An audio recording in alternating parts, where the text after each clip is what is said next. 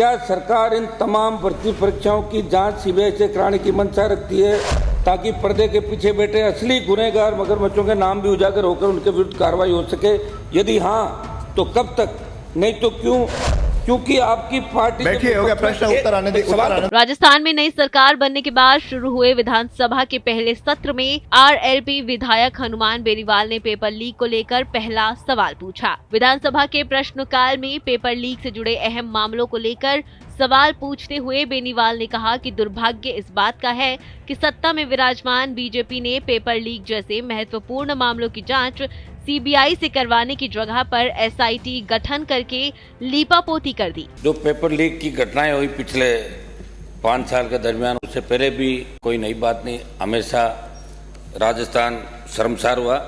और paper leak की घटनाओं के खिलाफ जो आंदोलन आपके यहाँ नेता, प्रश्न पूछिए। एक मिनट, थोड़ा भूमिका तो बनाऊंगा साहब, ऐसे प्रश्न पूछिए, कमाल करो, इतने साल बाद हाउस में आए वापिस।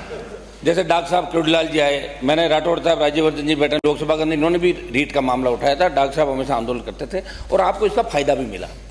लड़कों ने कहा कि आरपीएससी, माध्यमिक शिक्षा बोर्ड, कर्मचारी चयन आयोग ये भ्रष्टाचार में लिप्त है। राजस्थान का नौजवान भरोसा उठ गया था नौजवानों का, और इसलिए आपको वोट भी डाल। मेरी मांग ये है कि एसआईटी गठन की तो कोई बात ही नहीं थी साहब। मांगने आप तो प्रश्न पूछिए। एक मिनट सवाल पूछना था। मामला ये था, आप जब चुनाव में गए तो आपने कहा था जैसे हमारी सरकार आएगी हम सीबीआई जांच करेंगे। मेरा थोड़ा सा एक करके 2 सवाल पूछ लो, एक साथ पूछूं, आप बताइए अध्यक्ष महोदय, एक करके आधा मिनट का। पहला प्रश्न, 2 प्रश्न। मेरा मंत्री जी आपसे ये निवेदन है कि रीट भर्ती परीक्षा 2021, वरिष्ठ अध्यापक भर्ती परीक्षा 2022, सीएचओ भर्ती परीक्षा 2020, हाईकोर्ट लिपिक भर्ती 2020, कनिष्ठ अभियंता डिग्री भर्ती परीक्षा 20, राजस्थान पुलिस कांस्टेबल 2021 जुड़े मामलों को आपने एसआईटी जांच के दायरे में तो लिया है। क्या सरकार इन तमाम भर्ती परीक्षाओं की जांच सीबीआई से कराने की मंशा रखती है ताकि पर्दे के पीछे बैठे असली गुनहगार मगरमच्छों के नाम भी उजागर होकर उनके विरुद्ध कार्रवाई हो सके? यदि हाँ तो कब तक, नहीं तो क्यों?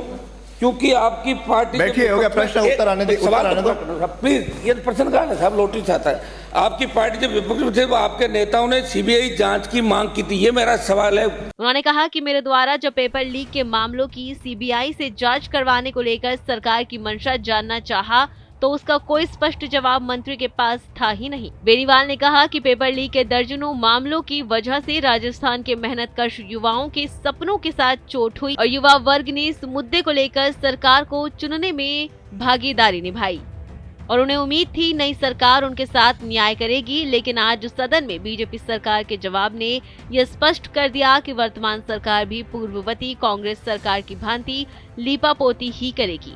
सरकार ने एसआईटी गठित की, मगर एसआईटी ने आज तक उन लोगों से पूछताछ नहीं की जिन पर भाजपा के वरिष्ठ नेताओं ने विपक्ष में रहते हुए आरोप लगाए। बेनीवाल के सवाल का जवाब देते हुए कैबिनेट मंत्री गजेंद्र सिंह खिमसर ने कहा कि 15 दिसंबर को मुख्यमंत्री ने शपथ ली थी और उसके अगले ही दिन 16 सितंबर को पेपर लीक मामला और एंटी गैंगस्टर मामलों के लिए 2 एसआईटी गठित कर दी गई थी।